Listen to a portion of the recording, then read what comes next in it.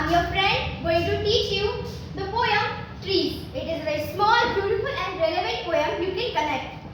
In this poem, written by Adrienne Rich, tells you the trees is same as woman. She compared trees as a woman. Okay, let's start with first stanza. The trees inside are moving out into the forest that was empty all these days. जो poet है वो कह रही है कि जो trees हैं अब वो घरों की डेकोरेशन नहीं कर रहे हैं, वो घर से बाहर निकलने की कोशिश कर रहे हैं।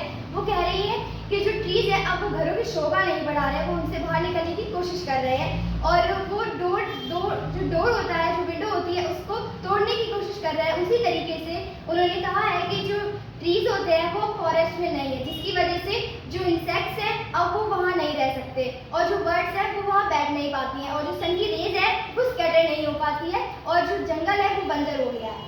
इसी तरीके से फर्स्ट स्टैंजा को अगर वुमेन से कंपेयर करें तो उन्होंने कहा है कि जो वुमेन्स होती हैं वो भी अब घर से बाहर निकलने की कोशिश कर रही है, वो समाज में जाने की कोशिश कर रही है जहाँ उनके लिए कोई जगह नहीं है।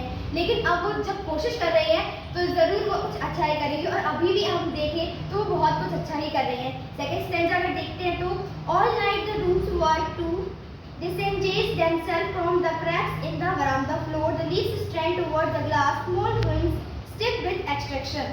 सेकेंड स्टैंजा में वो कहते हैं कि जो हमारे ट्रीज है वो रात को कोशिश कर रहे हैं, वो रात को अपनी प्रोग्रेस को बढ़ाने की कोशिश कर रहे हैं, वो रात को जो उसकी जड़ें होती हैं वो रात को अपनी प्रोसेस करते हैं कि हम कैसे इस घर से बाहर निकल सके, अपने नेचुरल लिविंग हैबिटेट में जा सके। तो उसके लिए वो रात सारे पेड़ एक साथ आते हैं और प्लानिंग करते हैं कि हम कैसे ला सकते हैं। उसी प्रकार से वो एड्रीने रिच कहती है कि जो हमारी वुमेन्स होती है वो भी रात को अपना काम कर रही हैं जो लोगों को दिखाई नहीं दे रहा है, लेकिन जब वो बाहर आएंगी तब सबके लिए वो शॉकिंग होगा। और थर्ड स्टेंजा है I sit inside door open the बरामदा writing long letter.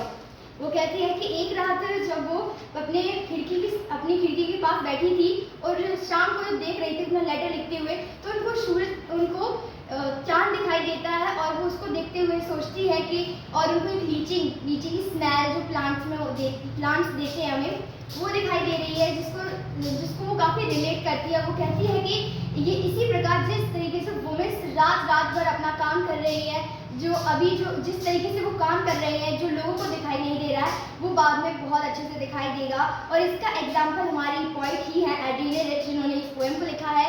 I think ये पोएम लिखी गई थी 1963 जिस टाइम पर काफ़ी पुराने लोगों के विचार थे कि लड़कियां घर से बाहर नहीं जा सकती, वो पढ़ाई नहीं कर सकती हैं और उस टाइम पे तो आई थिंक चाइल्ड मैरिज भी चल रहा था, लड़कियों की शादी कर दी जाती थी। तो काफ़ी चीज़ ऐसी थी जिसकी वजह से जो पॉइंट है उन्होंने ऐसी चीज़ लिखी, उन्होंने अवेयरनेस फैलाई जो कि काफ़ी ज़रूरी है। Listen the glass is breaking the trees are stumbling forward into the night winds rush to the meet them the moon is dropping like a mirror। Fourth stanza में जो पॉइंट है वो कह रही है कि वो कहती है कि जो हमारे जो मिरर है, जो ट्रीज है, बिल्कुल वो इसी तरीके से है जैसे एक टूटा शीशा। जिस तरीके से वो टूटा शीशा फैलता है उसमें हम अपनी परछाई देखते हैं तो हमें बहुत कुछ दिखाई देता है। वैसे ही जब सूरज की रोशनी ट्री पे पड़ती है और इसमें ट्री का नाम दिया गया है ओक ट्री।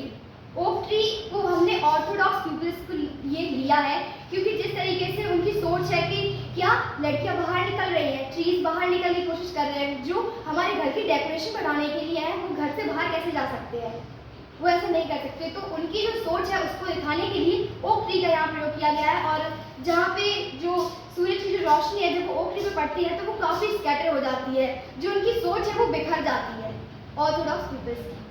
तो इसीलिए जो हमारी पोएम थी वो खत्म होती है और एड्रीने रिच का जो मैसेज था वो आप सबके पास पहुँच गया है। That's all.